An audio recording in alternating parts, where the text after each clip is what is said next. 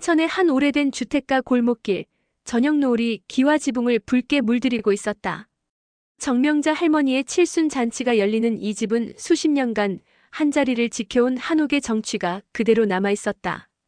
마당 한편에는 굵직한 버드나무 한 그루가 온 집안을 내려다보며 서 있었고 그 아래 낡은 나무 벤치가 세월의 흔적과 함께 자리하고 있었다. 오늘은 정명자의 칠순 생일이었다.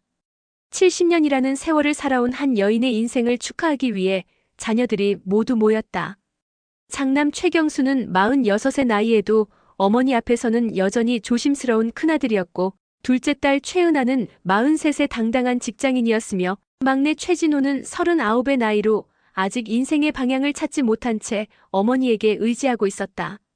경수의 아내 윤선미는 44의 나이로 이 집안의 며느리로서 10여 년을 살아왔다. 그리고 경수와 선미의 딸인 수인이는 16의 당찬 고등학생으로 할머니를 무척 따르고 있었다.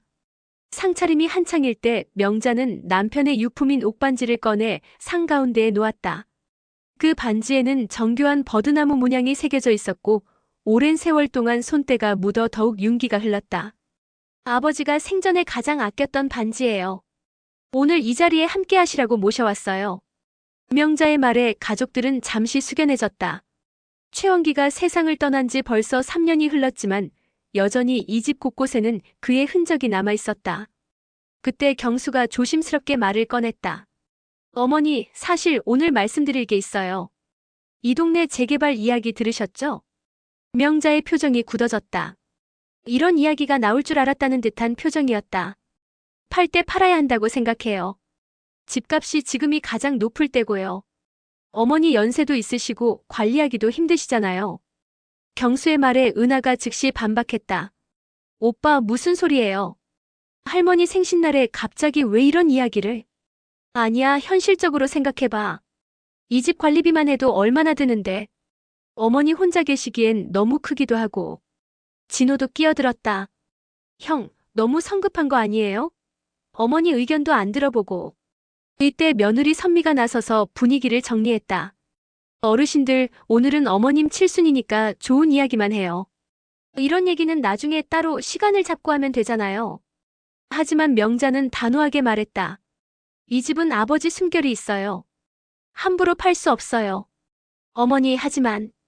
경수야, 내 아버지가 평생 모은 돈으로 장만한 집이야.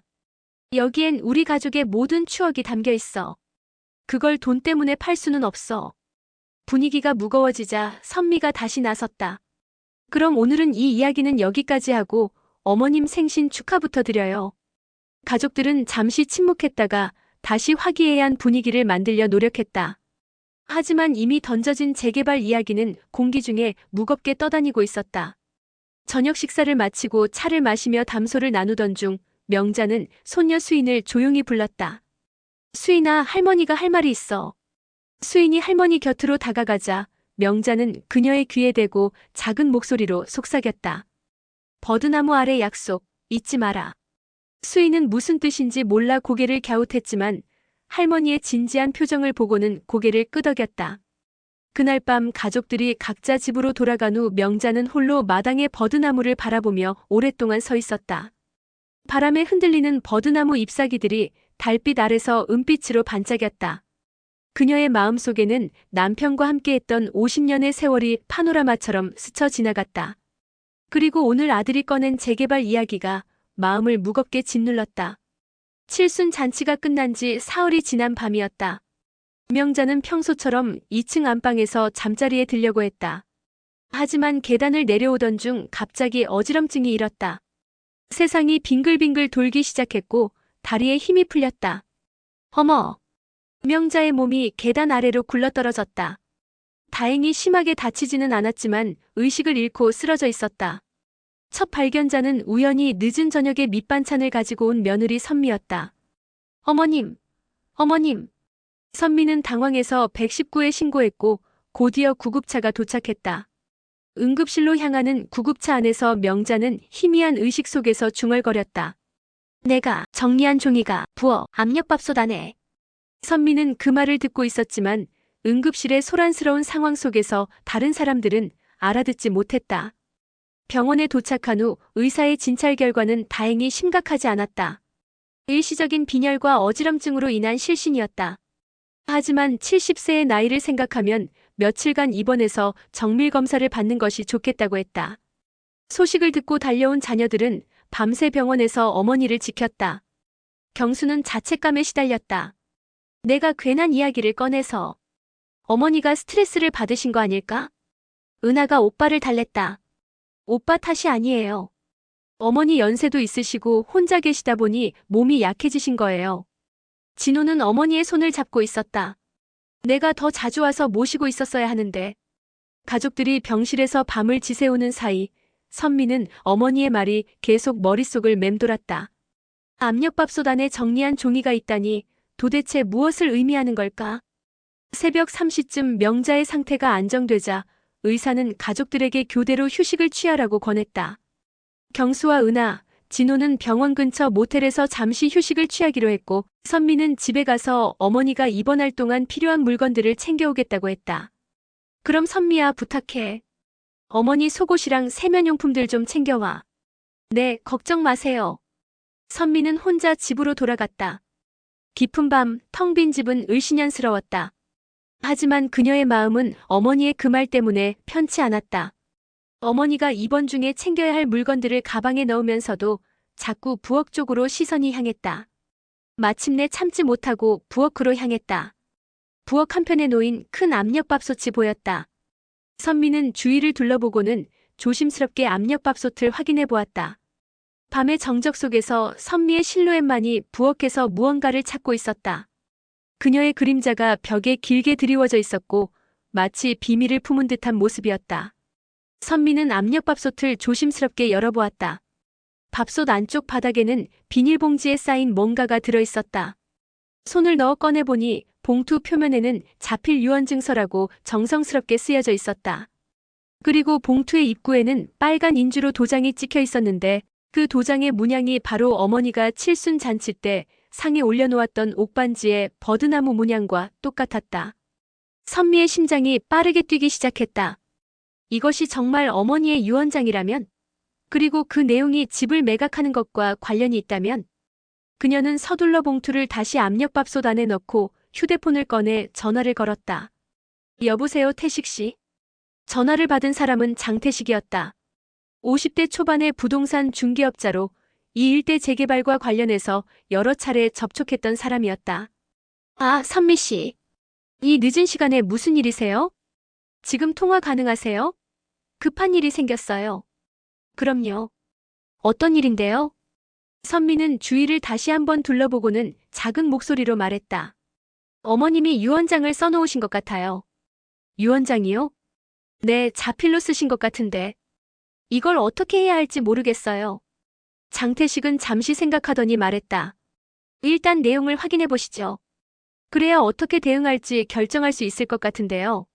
하지만 봉투에 도장까지 찍혀 있어서 마음대로 열어봐도 될까요? 법적으로는 문제가 될 수 있지만 가족의 입장에서는 미리 알아두는 것이 좋겠죠. 특히 재개발 시기와도 맞물려 있고요. 선미는 고민하다가 결국 봉투를 조심스럽게 열어보았다. 안에는 정성스럽게 쓰인 유언장이 들어있었다. 내용을 읽어보던 선미의 표정이 점점 어두워졌다. 태식 씨, 내용이 좀 복잡해요. 내일 만나서 자세히 상의하죠. 그럼 내일 오전에 뵐까요? 네, 그런데 이 일은 우선 우리 남편하고만 상의하려고 해요. 다른 가족들에게는 아직 얘기하지 말아요. 알겠습니다. 그럼 내일 뵙죠. 전화를 끊고 선미는 유언장을 다시 봉투에 넣었다. 하지만 완전히 원래대로 되돌리기는 어려웠다. 봉인이 조금 흔들린 상태였다. 그때 선미는 자신도 모르게 뒤를 돌아보았다. 혹시 누군가 보고 있는 것은 아닐까 하는 불안감이 들었던 것이다. 하지만 집은 조용했고 아무도 없었다. 그런데 선미가 모르는 사실이 있었다. 손녀 수인이 할머니의 부탁으로 집 곳곳에 작은 CCTV를 설치해 놓았다는 것이었다. 할머니가 혼자 계실 때 혹시 모를 상황에 대비하기 위해서였다. 그중 하나가 바로 부엌을 향하고 있었고 선미의 행동 일부가 녹화되고 있었다. 다음 날 아침 병원에서 명자의 상태는 많이 호전되었다. 의사는 하루 이틀 더 경과를 지켜본 후 퇴원할 수 있을 것이라고 했다. 어머니, 다행이에요. 큰일 날 뻔했어요. 경수가 안도의 한숨을 내쉬었다. 앞으로는 혼자 계시지 마시고 우리 중 누군가는 항상 함께 있어야겠어요. 은하도 걱정스러운 표정으로 말했다. 그때 선미가 경수에게 조용히 말했다. 여보, 잠깐 밖에서 얘기 좀 할까요? 복도로 나온 선미는 경수에게 어젯밤 일을 털어놓았다. 물론 자신이 직접 봉투를 열어본 것은 말하지 않고 어머니가 중얼거린 말만 전했다. 정말? 어머니가 유언장을 써놓으셨다고? 네, 압력밥솥 안에 정리해 놓으셨다고 하시더라고요. 그럼 그 내용은 뭐예요? 그건 아직 확인 못했어요. 함부로 열어볼 수는 없잖아요. 경수는 고민에 빠졌다. 하지만 미리 알아두는 것도 필요할 것 같은데요. 특히 집 문제와 관련해서는요. 저도 그런 생각이에요. 하지만 다른 가족들에게는 일단 비밀로 하는 게 좋을 것 같아요. 괜한 오해나 갈등만 생길 수도 있고요. 그렇게 하죠.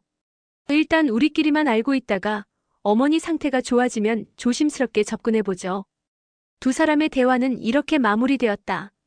하지만 이미 비밀의 씨앗은 뿌려진 상태였다. 명자가 입원한 지 사흘째 되는 날, 병실에는 온 가족이 모여 있었다. 다행히 어머니의 상태는 많이 호전되어 곧 퇴원할 수 있을 것 같았다.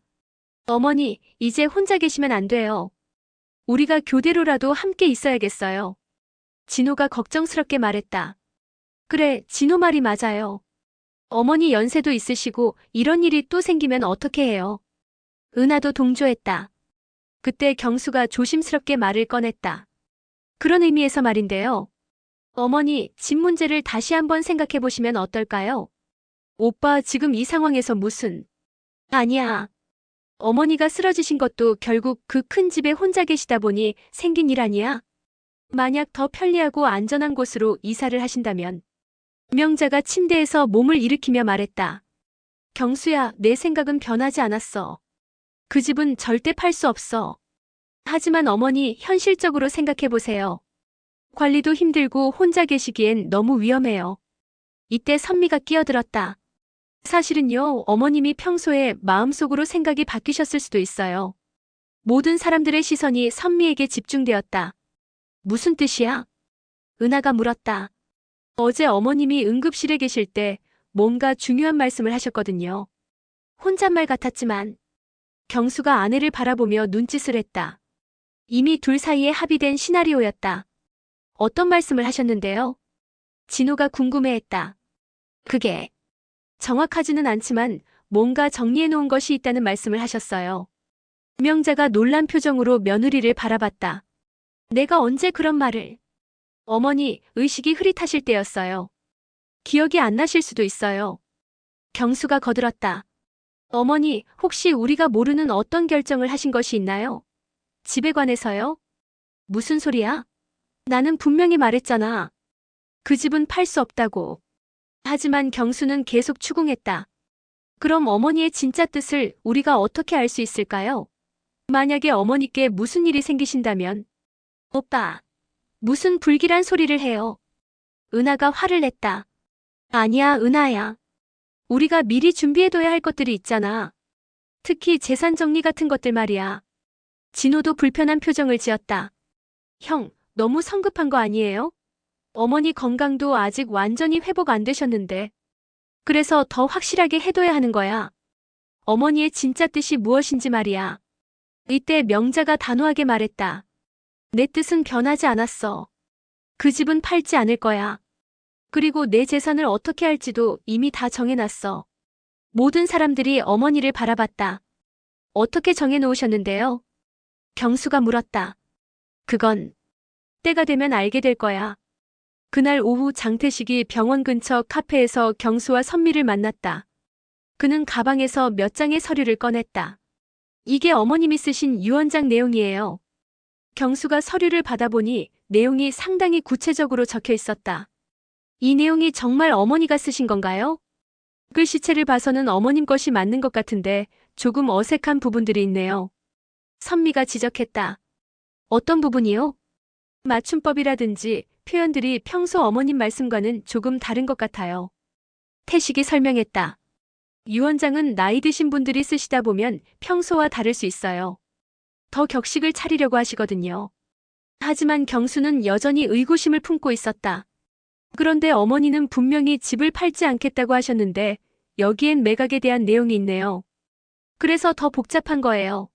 어머님의 진짜 속마음과 겉으로 표현하시는 것이 다를 수 있거든요. 선미가 남편을 설득했다. 일단은 다른 가족들에게는 말하지 말고 조금 더 지켜보죠. 세 사람의 대화는 이렇게 마무리되었다. 하지만 이미 복잡한 가족 갈등의 불씨는 타오르기 시작했다. 명자가 퇴원하던 날 가족들이 모두 마중을 나왔다. 일주일간의 입원 생활을 마치고 집으로 돌아오는 어머니를 보며 자녀들은 안도의 한숨을 내쉬었다. 어머니, 이제 정말 조심하셔야 해요. 은하가 어머니의 팔을 부축하며 말했다. 집에 도착한 명자는 마당의 버드나무를 바라보며 깊은 숨을 내쉬었다. 역시 우리 집이 최고야. 병원에서는 잠도 제대로 못 잤어. 어머니, 그런데 혹시 병원에 계시는 동안 뭔가 생각이 바뀌신 것은 없으세요? 경수가 조심스럽게 물었다. 무슨 생각 말이야? 집이나 재산 정리 같은 것들 말이에요. 명자가 아들을 날카롭게 바라봤다. 경수야, 너 왜 자꾸 그런 소리를 하니? 내가 언제 마음이 바뀌었다고 했니? 아니에요, 어머니. 다만 우리도 미리 알아둬야 할 것들이 있지 않을까 해서. 알아둘 것들? 명자가 의미심장하게 미소를 지었다. 내 유언은 이미 공증받았어. 가족들이 모두 놀란 표정을 지었다. 언제요? 너희들이 몰래 내일을 정하려고 하기 전에 이미 다 정해놨어. 선미의 얼굴이 창백해졌다.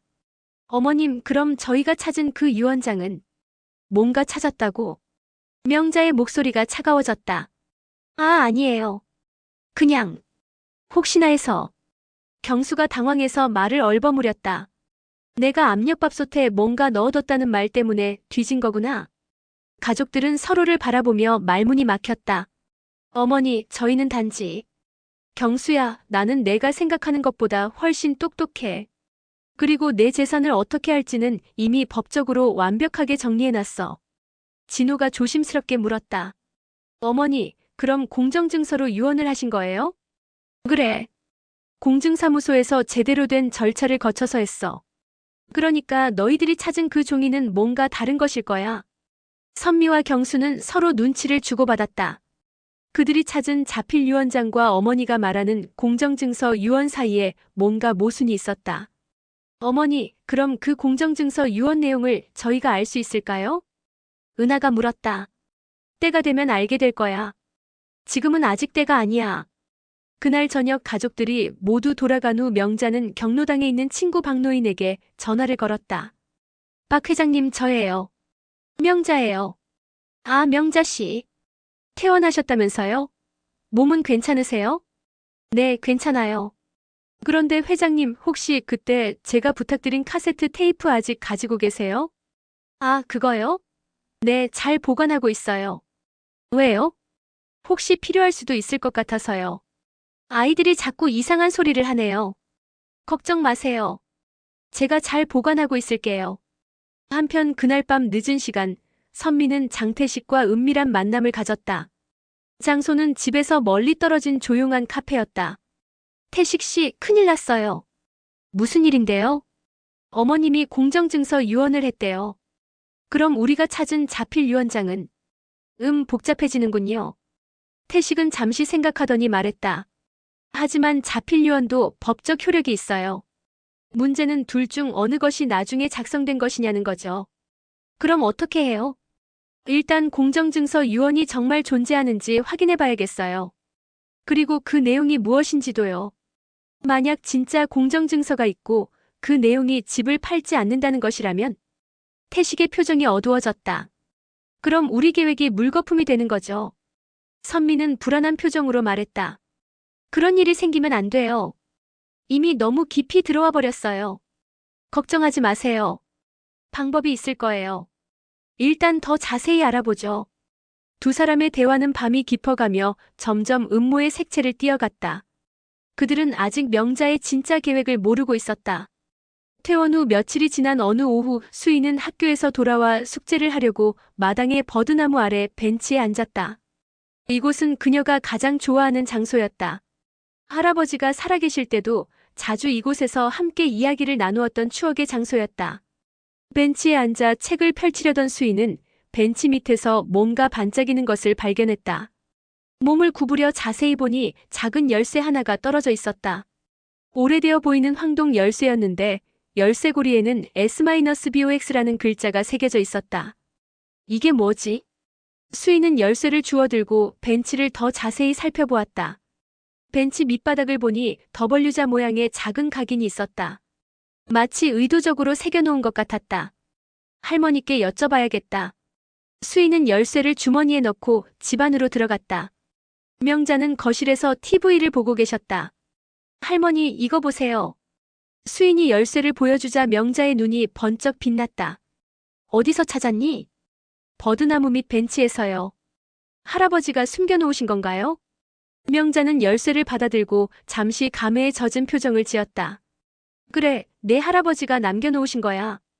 S-BOX가 뭐예요? 세이프 바크스. 은행 보관함이야. 은행 보관함이요? 내 할아버지가 중요한 것들을 보관해 두신 곳이야. 나도 가끔 까먹고 있었는데 내가 찾아줬구나. 수인은 신기한 표정으로 할머니를 바라봤다. 그럼 그 안에는 뭐가 들어있어요? 그것도 때가 되면 알게 될 거야. 지금은 할머니가 잘 보관할게. 명자는 열쇠를 받아서 서랍에 넣었다.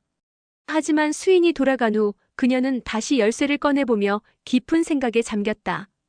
그날 저녁 온 가족이 모여 저녁을 먹을 때였다. 수인은 오늘 있었던 일을 자랑스럽게 이야기했다. 저희 할아버지가 은행에 보관함을 가지고 계셨대요. 가족들이 모두 놀란 표정을 지었다. 정말이요? 은하가 물었다. 네, 제가 열쇠를 찾았거든요. 버드나무 밑에서요. 경수와 선미가 서로 눈치를 주고받았다. 어머니, 그럼 그 보관함에는 뭐가 들어있어요? 중요한 서류들이야. 명자가 간단히 답했다. 혹시 유언장 같은 것도 있나요? 선미가 조심스럽게 물었다. 그런 것들도 있을 거야. 식사 후 수인은 자신의 방으로 올라갔다. 하지만 며느리 선미는 기회를 엿보고 있었다. 수인이 잠든 후 그녀는 조용히 수인의 방으로 들어갔다. 수인의 책상 위에는 오늘 사용했던 가방이 놓여 있었다. 선미는 가방 주머니를 뒤져서 다른 열쇠가 없는지 확인했다. 다행히 수인은 열쇠를 할머니께 드렸기 때문에 가방에는 없었다. 하지만 선미는 포기하지 않았다. 그녀는 조용히 명자의 방으로 향했다. 다행히 명자는 깊이 잠들어 있었다. 선미는 조심스럽게 서랍을 열어보았다. 그 안에서 열쇠를 발견한 선미는 재빨리 그것을 꺼내 자신의 주머니에 넣었다. 이제 은행에 가서 확인해 볼 수 있겠어. 선미는 조용히 방을 나왔다. 그녀의 계획은 내일 혼자서 은행에 가서 보관함을 확인해 보는 것이었다. 만약 그 안에 공정증서 유언이 있다면 어떻게든 처리해야 했다. 하지만 선미가 모르는 것이 있었다. 수인이 설치한 CCTV는 복도와 거실뿐만 아니라 할머니 방 앞에도 있었다는 것이었다. 그리고 오늘 밤 그녀의 행동이 모두 녹화되고 있었다는 것이었다. 다음 날 아침 선미는 일찍 일어나 은행에 갈 준비를 했다. 명자는 아직 잠들어 있었고 경수는 출근 준비로 바빴다. 여보, 오늘 일찍 나가네요? 네, 일이 있어서요. 선미는 서둘러 집을 나섰다. 그녀의 목적지는 명자가 거래하는 은행이었다. 다음 날 오전 선미는 은행에 도착했다. 안전보관함 담당 직원에게 열쇠를 보여주며 설명했다.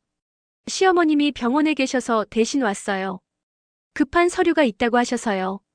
고객님, 보관함 이용은 본인만 가능해요. 가족이라도 위임장이 있어야. 그럼 확인만 해봐도 안 될까요? 정말 중요한 서류라고 하셔서. 직원은 난감한 표정을 지었다.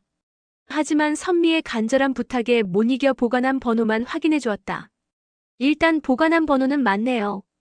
하지만 열람 기록을 보니까 직원이 컴퓨터를 확인하더니 이상한 표정을 지었다. 이상하네요. 이번 주에 이미 누군가 다녀가셨네요. 누가요? 기록상으로는 어르신이 직접 오신 것으로 되어 있는데요. 선미는 당황했다. 명자는 지난주 내내 병원에 있었는데 언제 은행에 왔다는 말인가? 혹시 CCTV 확인해 볼 수 있나요? 그건 개인정보라서 함부로 보여드릴 수는 없고요. 그때 마침 명자가 은행에 나타났다. 수인과 함께였다. 선미야, 여기서 뭐하고 있니? 선미는 깜짝 놀라며 뒤돌아봤다.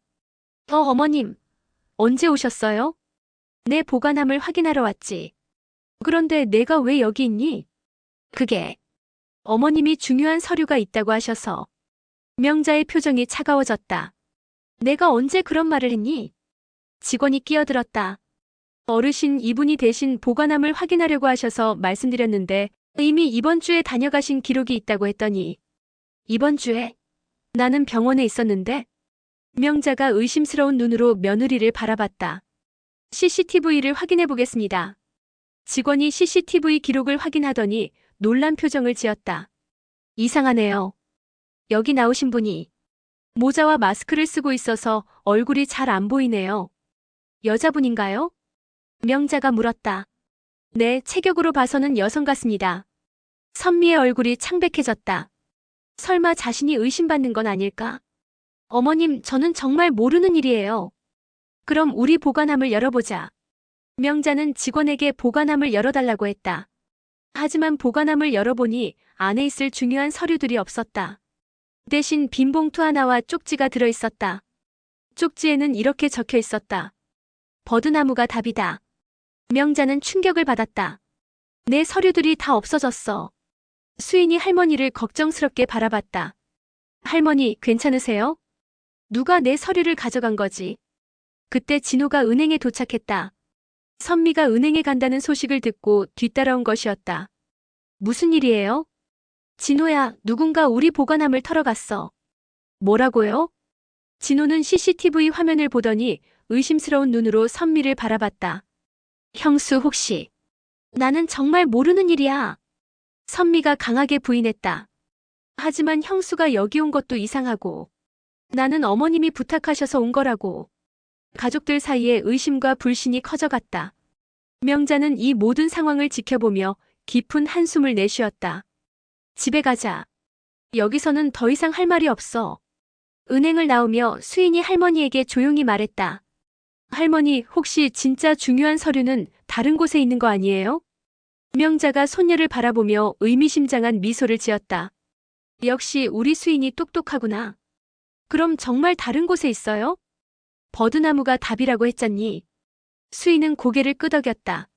할머니의 말에는 항상 깊은 뜻이 있다는 것을 알고 있었다. 그날 저녁 온 가족이 모인 자리에서 큰 논쟁이 벌어졌다. 형수가 어떻게 보관함 열쇠를 알고 있었어요? 진호가 따졌다. 나는 수인이가 찾았다고 해서 확인해 보려고 한 거야.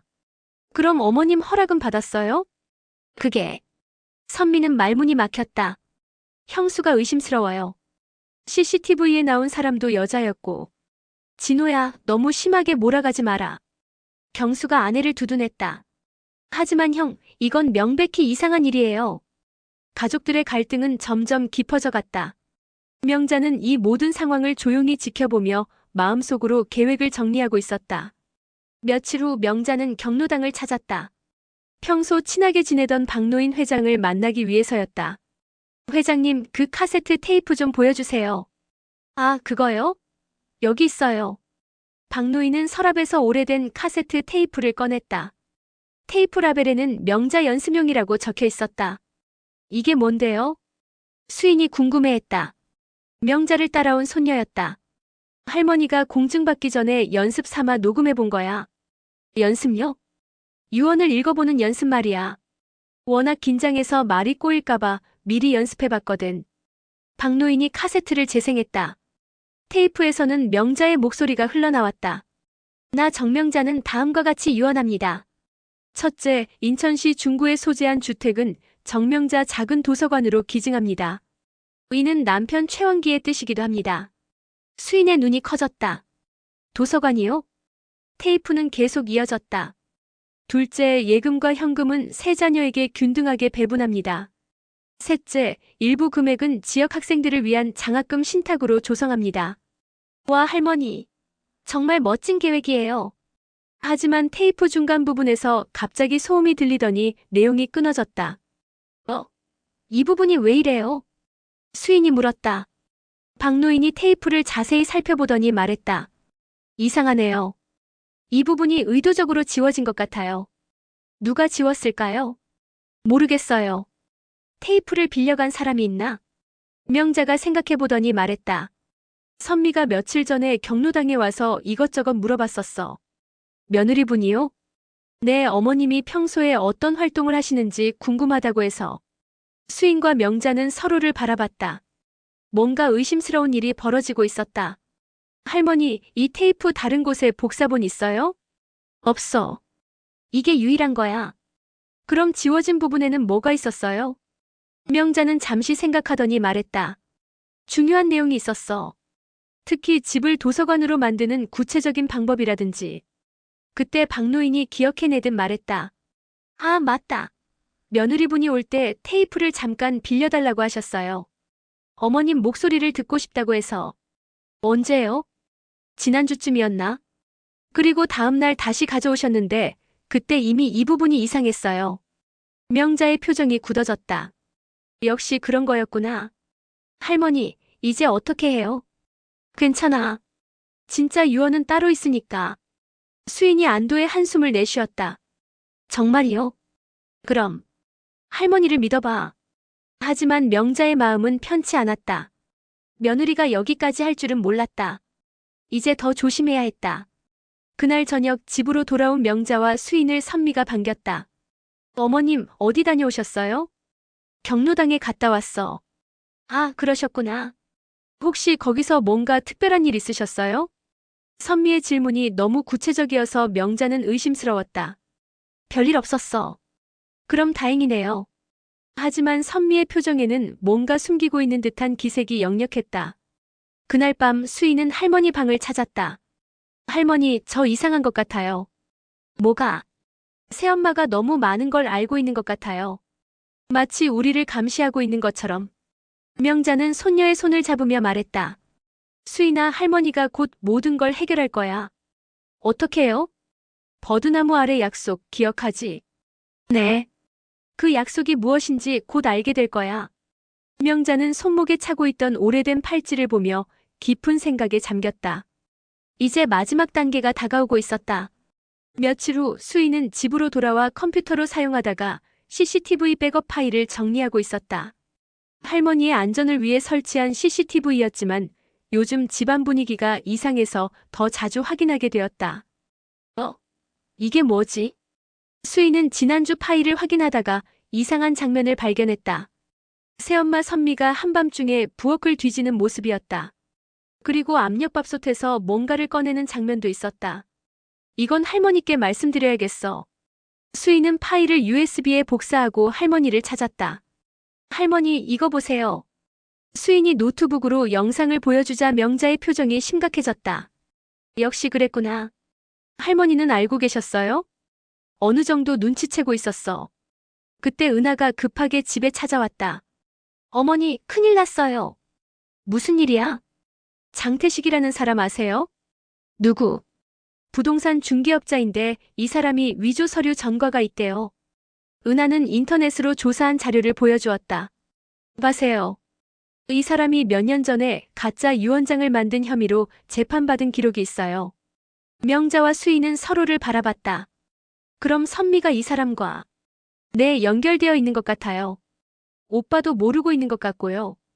바로 그때 선미가 현관문을 열고 들어왔다. 가족들의 심각한 표정을 보고 뭔가 이상함을 느꼈다. 무슨 일이에요? 선미야, 내가 해야 할 말이 있지 않니? 명자가 차분하지만 단호한 목소리로 말했다. 무슨 말씀이세요? 압력밥솥에서 꺼낸 그것 말이야. 선미의 얼굴이 하얗게 질렸다. 어머님, 그게. 그리고 장태식이라는 사람과의 관계도. 은하가 자료를 내밀었다. 이 사람이 위조 전과자라는 걸 알고 있었죠? 선미는 더 이상 변명할 수 없었다. 하지만 여전히 자신을 방어하려 했다. 어머님이 마음을 바꾸셨다고 생각했어요. 병원에서 그런 말씀을 하셔서. 내가 언제 그런 말을 했니? 유언장도 어머님이 직접 쓰신 거라고 생각했고요. 거짓말하지 마. 내가 위조한 거잖아. 명자의 목소리가 점점 커졌다. 정말 어머님을 위해서 한 일이에요. 이 집을 계속 유지하는 게 어머님께도 부담이 될 거라고 생각해서. 부담? 내가 언제 부담이라고 했니? 하지만 현실적으로 이때 경수가 회사에서 돌아왔다. 집안의 심각한 분위기를 보고 놀랐다. 무슨 일이에요? 오빠 선미가 가짜 유언장을 만들었어요.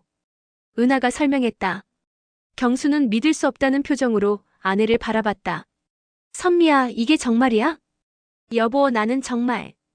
대답해. 정말 가짜 유언장을 만든 거야?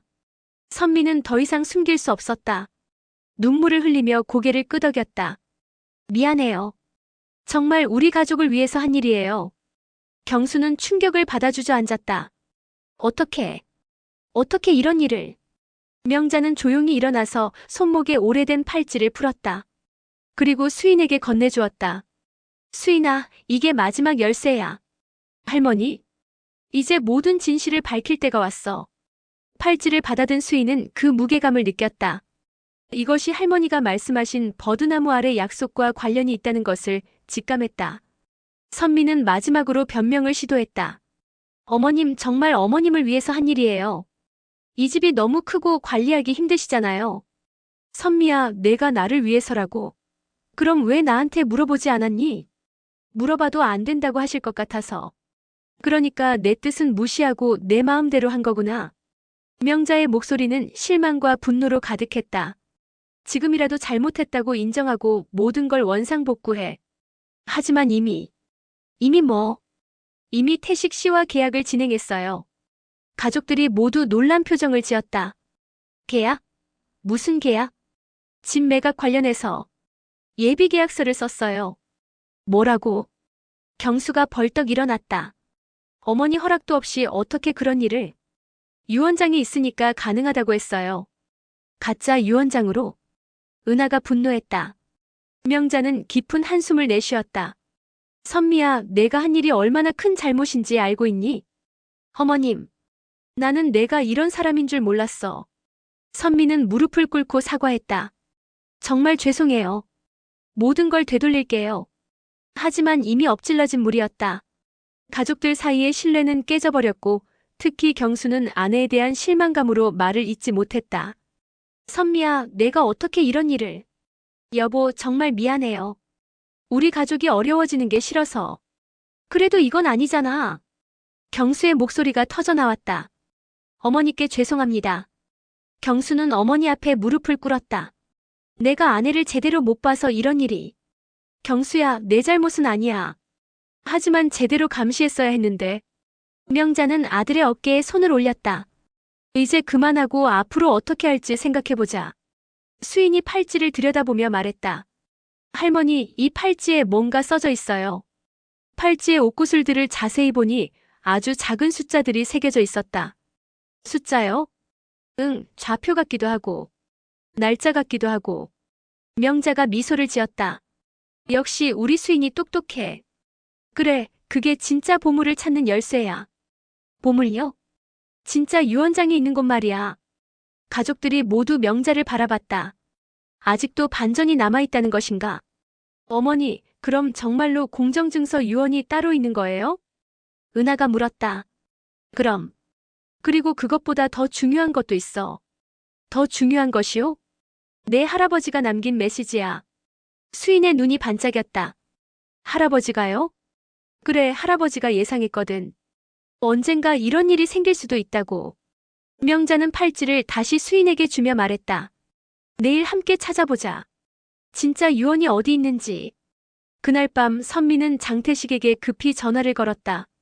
태식 씨, 큰일 났어요. 모든 게 들통났어요. 뭐라고요? 가족들이 다 알아버렸어요. 위조한 것도 당신과의 관계도. 장태식은 잠시 침묵하더니 말했다. 진정하세요. 아직 방법이 있을 거예요. 무슨 방법이요? 일단 만나서 상의하죠. 하지만 이미 상황은 선미와 태식이 통제할 수 있는 범위를 벗어나 있었다. 명자의 진짜 계획이 곧 드러날 예정이었다.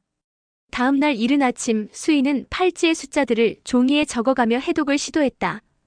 숫자들을 여러 방법으로 조합해보니 좌표와 날짜로 해석할 수 있었다.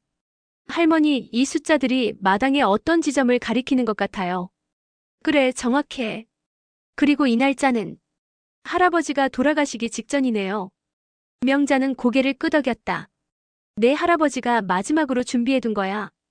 진호도 함께 나와서 마당을 살펴봤다. 팔찌의 좌표를 따라가니 버드나무에서 몇 미터 떨어진 지점이었다. 여기인 것 같은데요? 수인이 가리킨 곳을 보니 땅이 다른 곳보다 약간 움푹 들어가 있었다. 할아버지의 오래된 캠코더가 창고에 있을 거야. 그것도 함께 가져와. 진호가 창고에서 캠코더를 찾아왔다. 오래된 기종이었지만 아직 작동했다. 이것도 필요한 거예요? 나중에 알게 될 거야. 수인과 진호는 삽을 가져와서 조심스럽게 땅을 파기 시작했다. 얼마 후 삽에 뭔가 단단한 것이 걸렸다. 뭔가 있어요. 철제 상자가 나타났다. 크지는 않았지만 꽤 무거워 보였다.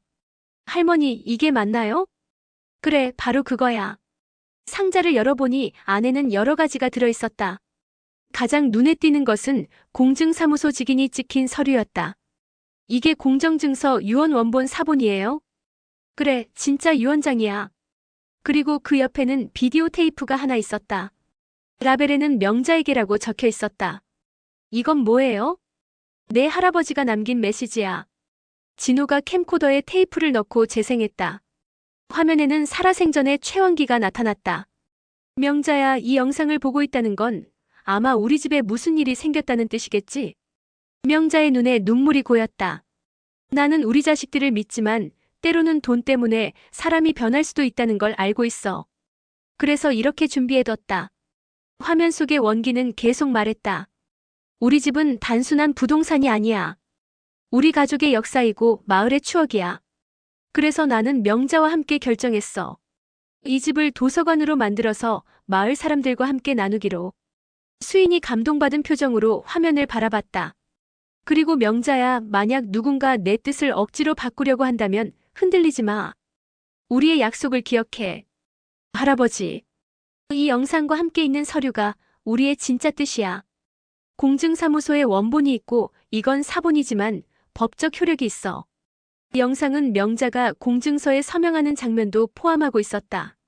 날짜와 장소, 공증인까지 모든 것이 명확했다. 이 증거면 충분해요. 진호가 기뻐했다. 그런데 할머니, 왜 이걸 미리 말씀 안 하셨어요? 누가 진짜 우리 가족을 생각하는지 확인하고 싶었어. 명자의 말에 진호는 고개를 끄덕였다. 선미가 한 일은 정말 잘못된 거였네요. 그래, 하지만 이제 모든 게 해결될 거야. 그때 경수가 마당으로 나왔다. 어젯밤 아내와 큰 싸움을 한 후 집을 나갔다가 지금 돌아온 것이었다. 어머니, 죄송합니다. 경수는 어머니 앞에 무릎을 꿇었다.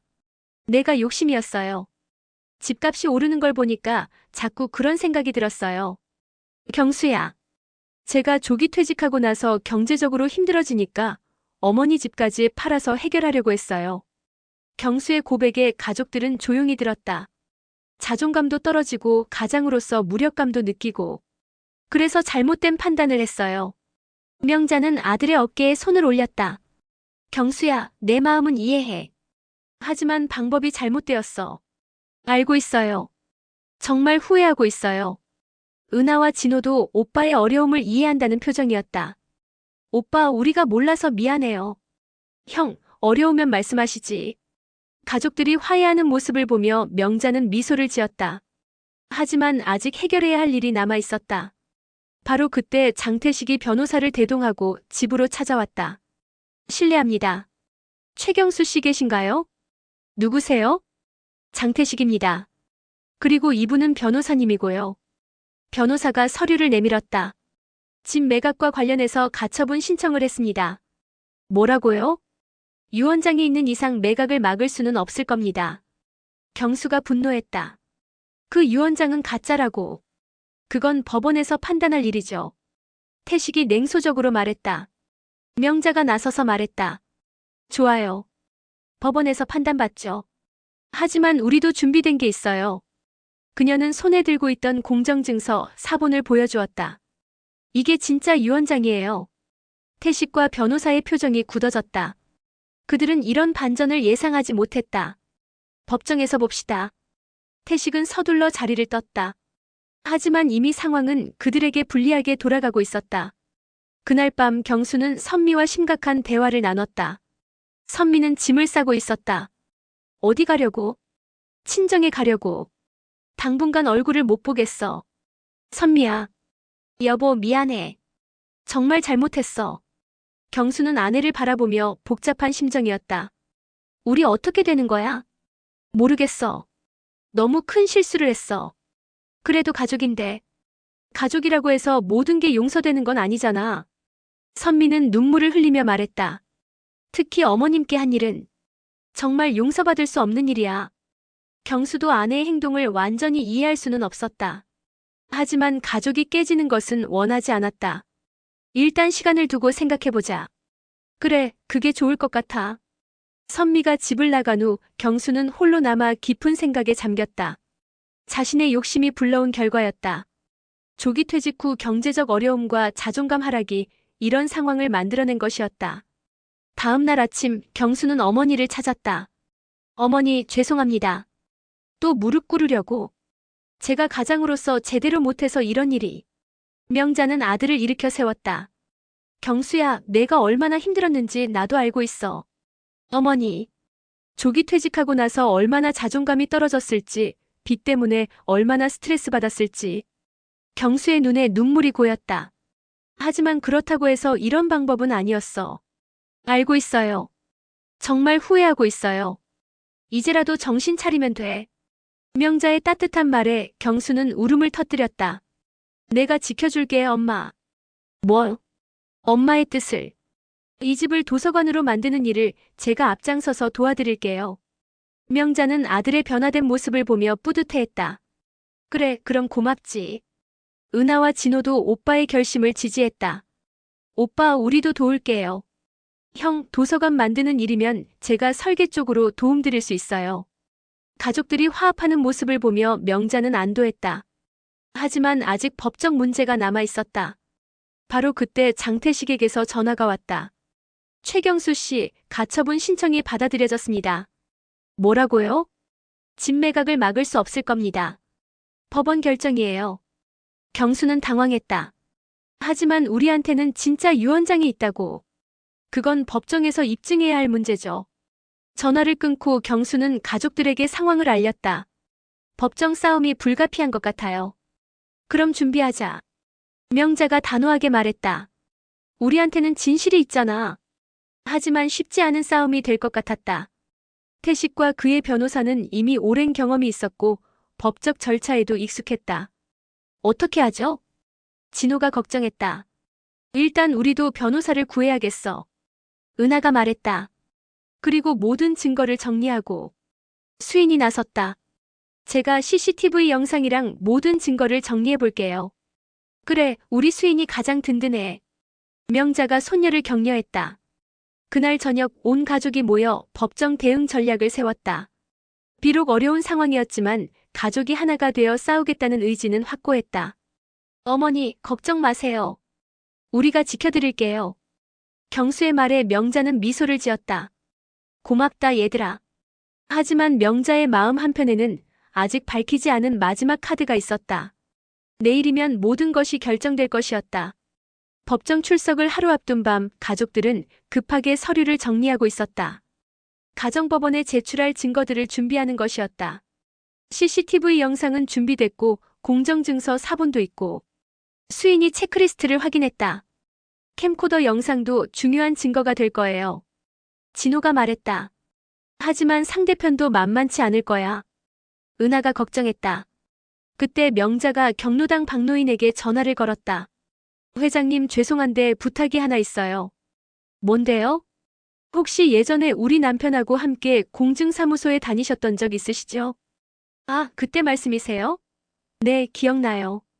그때 공증사무소 직원분 연락처 혹시 알고 계세요? 알고 있어요. 그분이 지금도 그 사무소에 계셔요. 박노인이 전화번호를 알려주었다.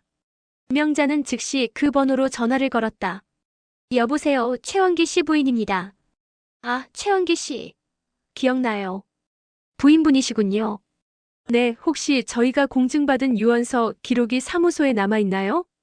물론이죠. 모든 공정증서는 원본이 사무소에 보관되고 등기소에도 등록됩니다. 그럼 확인 가능한가요? 네, 언제든지 확인 가능해요. 명자는 안도의 한숨을 내쉬었다. 혹시 그 기록을 누군가 조작하거나 숨길 수 있나요? 그런 일은 불가능해요. 하지만 뭐요? 최근에 누군가 그 기록을 열람하려고 시도한 흔적이 있어요. 누가요? 신분증 도용 같은 걸로 보이는데 저희가 즉시 차단했어요. 명자는 놀랐다. 태식과 선미가 여기까지 시도했다는 것인가? 그 시도한 사람 신원 확인됐나요? 경찰에 신고했어요. 곧 수사 결과가 나올 것 같습니다. 이 정보는 법정에서 유리한 증거가 될 수 있었다. 다음 날 아침 가족들은 모두 법원으로 향했다. 선미는 오지 않았다. 어머니와 가족들 앞에 설 면목이 없다는 것이었다. 법정에는 태식과 그의 변호사, 그리고 몇 명의 관련자들이 앉아 있었다. 분위기는 긴장감으로 가득했다. 오늘은 유언의 진위와 관련된 가처분 사건을 심리하겠습니다. 판사가 사건을 시작했다. 태식 측 변호사가 먼저 주장했다. 고인의 딸인 선미 씨가 발견한 자필 유언장이 피상속인의 진정한 의사를 나타낸 것입니다. 하지만 그 유언장은 위조된 것입니다. 경수가 항변했다. 증거가 있습니까? 판사가 물었다. 수인이 나서서 USB를 제출했다. CCTV 영상과 디지털 포렌식 자료가 있습니다. 법정에서 영상이 재생되었다. 선미가 한밤중에 압력밥솥을 뒤지는 장면이 선명하게 나타났다. 이것만으로는 위조를 입증하기 어렵습니다. 태식 측 변호사가 반박했다. 그때 명자가 일어났다. 판사님, 저에게 진술할 기회를 주세요. 피상속인이시군요. 말씀하세요. 저는 공정증서 유언을 작성했습니다. 그리고 그 원본이 공증사무소에 있습니다. 명자는 공정증서 사본을 제출했다. 이것은 사본이고요. 원본 확인을 요청합니다. 판사는 즉시 공증사무소에 연락을 취했다. 얼마 후 확인 결과가 나왔다. 공정증서 유언이 실제로 존재합니다.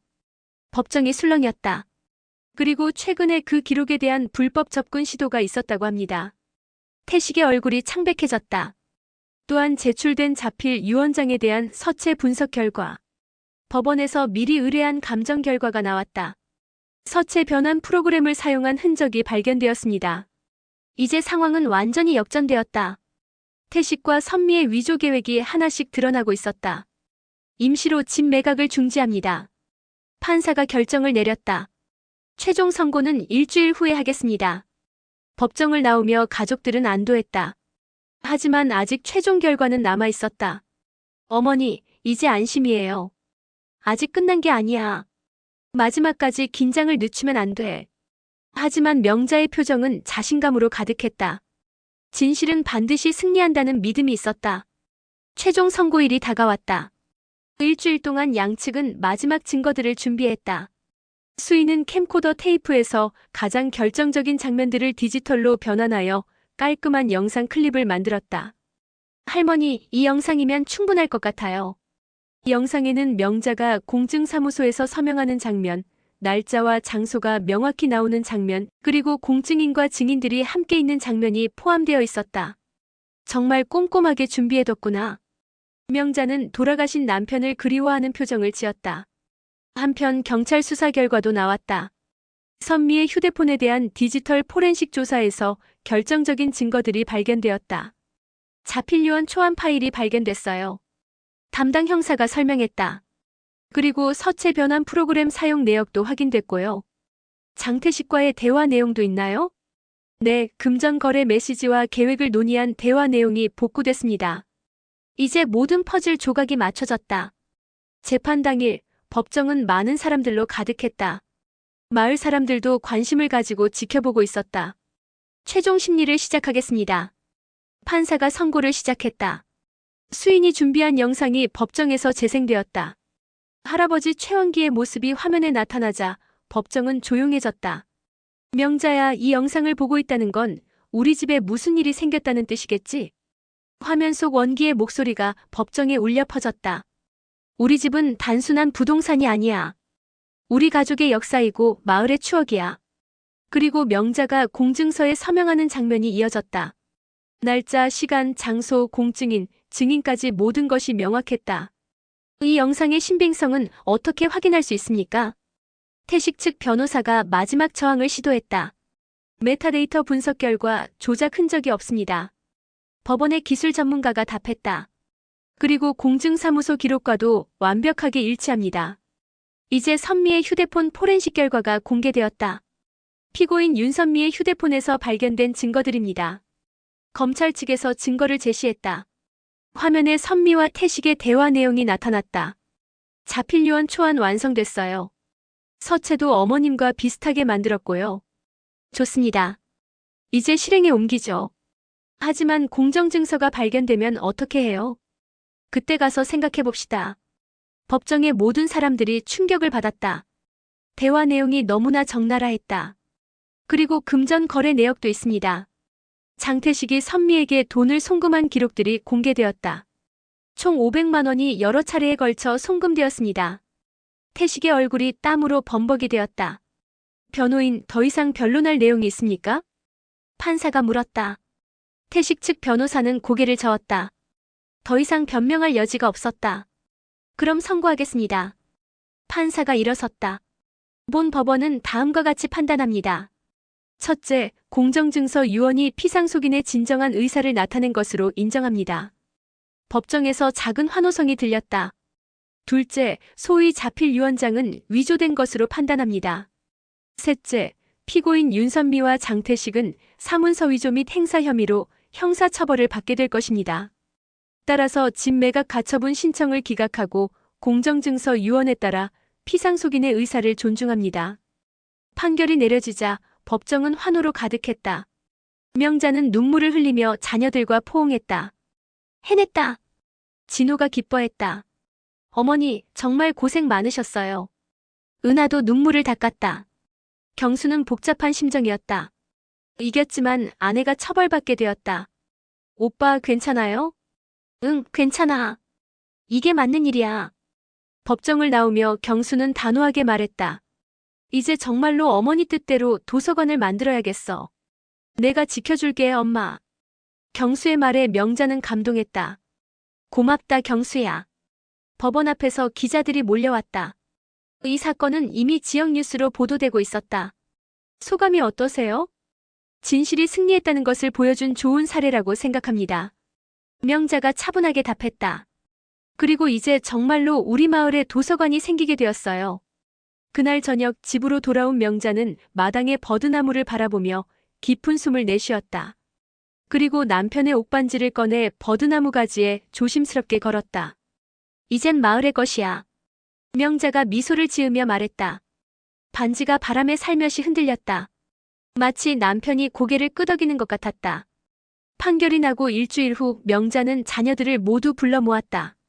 이제 진짜 유언의 내용을 자세히 설명할 때가 온 것이었다. 이제 내 진짜 뜻을 말해줄게. 가족들이 모두 집중했다. 첫째, 이 집은 정명자 작은 도서관으로 만들 거야. 하지만 이름은 최원기 정명자 기념 도서관으로 할 거야. 할아버지 이름도 함께 넣는 거예요? 수인이 물었다. 그래, 이건 내 할아버지와 함께 세운 꿈이거든. 명자는 계속 설명했다. 도서관이지만 단순히 책만 있는 곳이 아니야.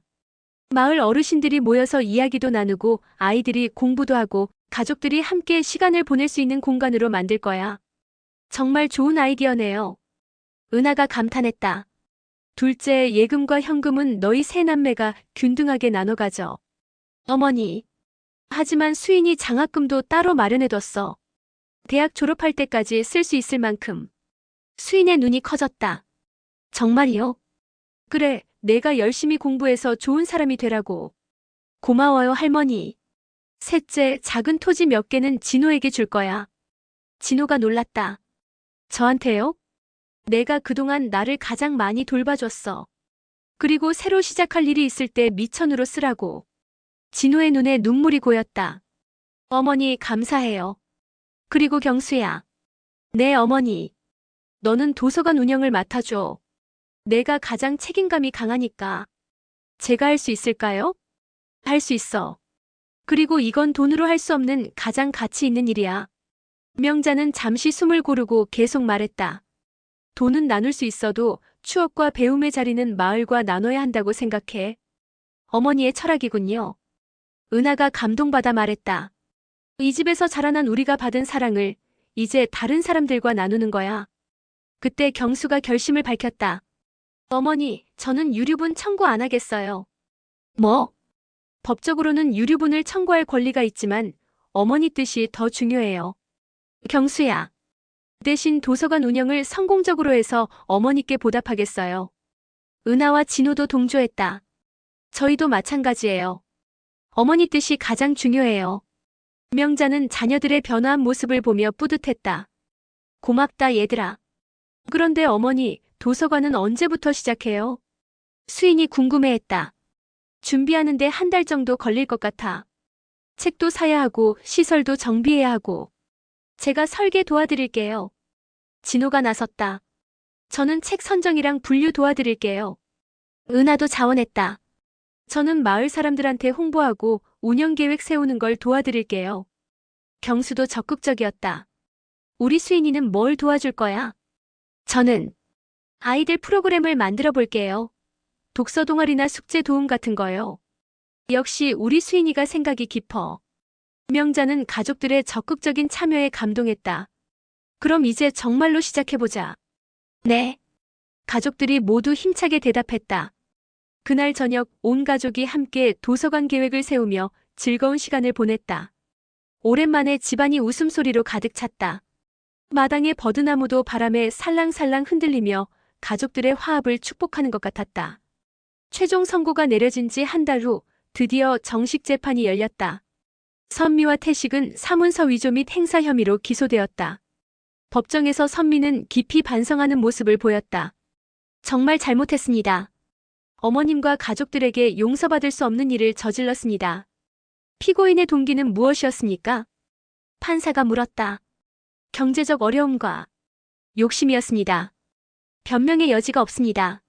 선미는 눈물을 흘리며 진심으로 사과했다. 특히 시어머님께 드린 상처는 평생 후회하며 살겠습니다. 태식도 자신의 잘못을 인정했다. 저 역시 돈에 눈이 멀어 비윤리적인 일에 가담했습니다.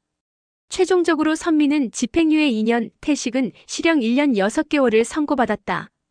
피고인들의 반성을 고려하여 선처하지만 이러한 행위는 가족의 신뢰를 깨트리는 중대한 범죄임을 명심하기 바랍니다. 재판이 끝나고 법정을 나오며 경수는 아내와 마지막 대화를 나눴다. 선미야, 이제 어떻게 할 거야? 당분간 친정에서 지내면서 반성할 거야. 그리고 이혼해도 돼. 이혼? 내가 한 일이 너무 커. 어머님께도 면목이 없고. 경수는 잠시 생각하더니 말했다. 시간을 두고 생각해보자. 수인이도 있고. 고마워. 너무 관대하게 대해줘서 미안해. 선미는 고개를 숙이며 자리를 떠났다. 한편 도서관 준비는 착착 진행되고 있었다. 경수는 정말로 앞장서서 모든 일을 처리하고 있었다. 어머니, 도서 구입 목록 확인해주세요. 이렇게 많이 사도 될까? 괜찮아요.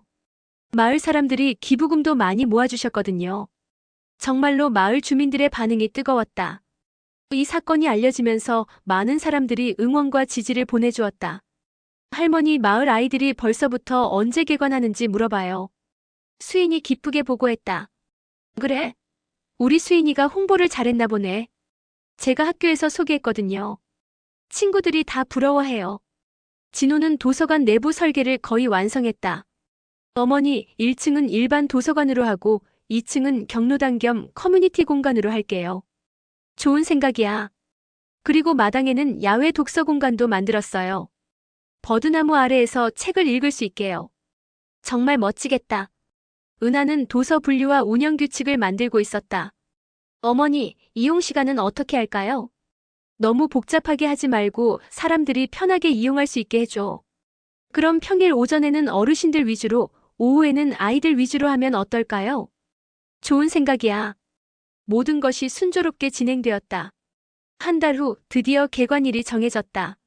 정명자 작은 도서관이 아니라 최원기 정명자 기념도서관 맞죠? 수인이 간판을 확인했다. 그래, 할아버지와 할머니 이름을 함께 넣는 거야. 개관 전날 온 가족이 모여 마지막 점검을 했다. 정말 꿈 같아요. 진호가 감회에 젖어 말했다. 한 달 전만 해도 집이 팔릴 뻔했는데 이제 도서관이 되다니.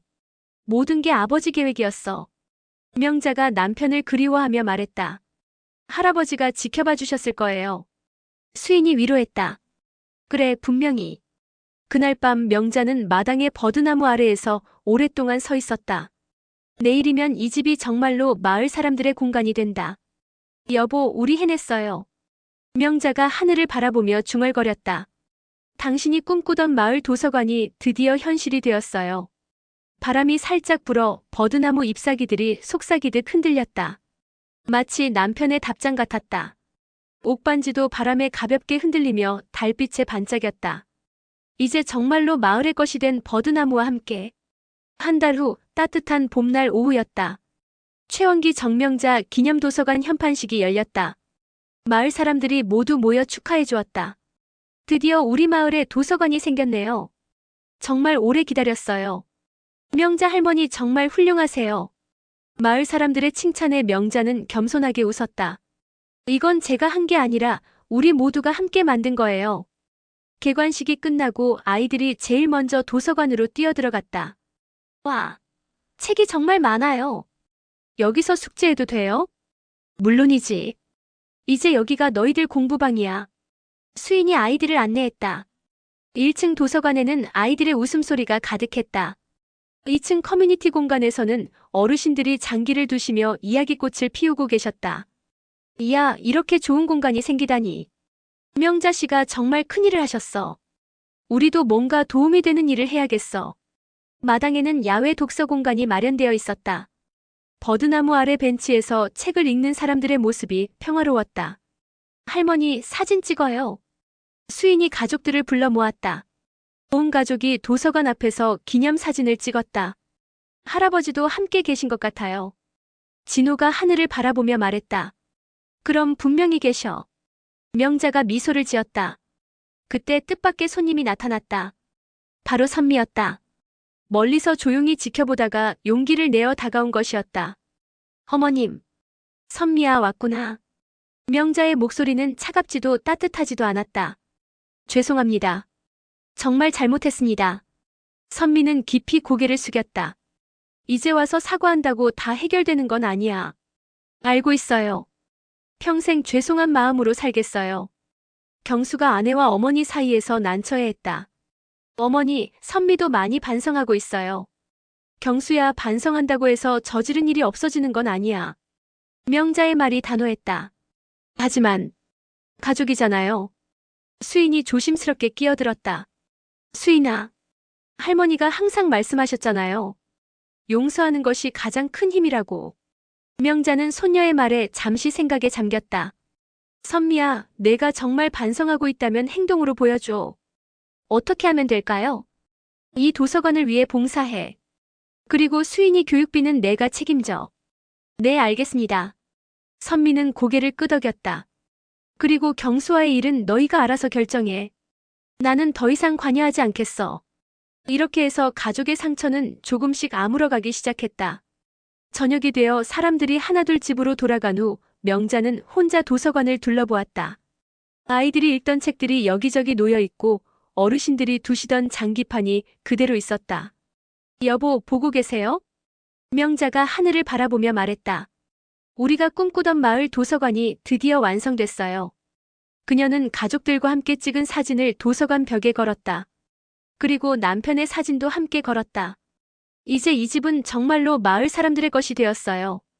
수인이 다가와서 할머니의 손을 잡았다. 할머니, 장학증서 받았어요.